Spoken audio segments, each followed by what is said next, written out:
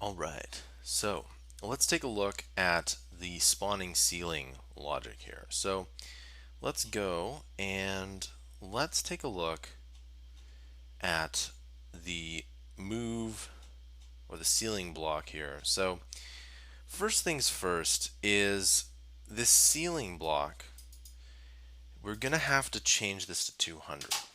The second thing we're going to have to do is we're going to say move ceiling block, and we're going to have to do this for the move block as well. So we're going to add 200 because what's happening is that it's kind of getting blocked at the back. So we'll say move floor block. All right, so we need to go and add those two in there here. So we can take a look at that. And so we got our tap, tap, tap, and we can wait, and there you go. It's looking pretty good. And you can kind of do that here. Now there's only a bit of a problem here. So let's go back to that ceiling block here. And this should be plus 150, not minus 150. Okay, and we'll run that again.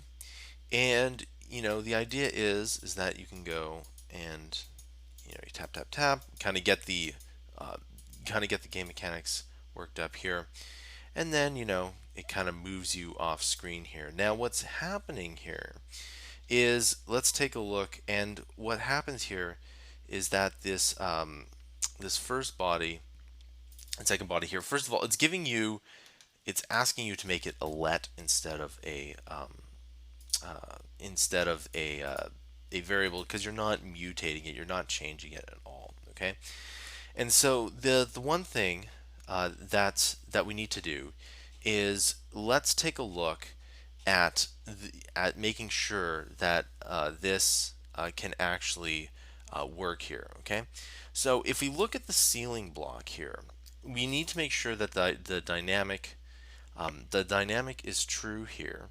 And what's interesting about this is we need to make sure that it does indeed collide here, and we're going to do that in the next tutorial.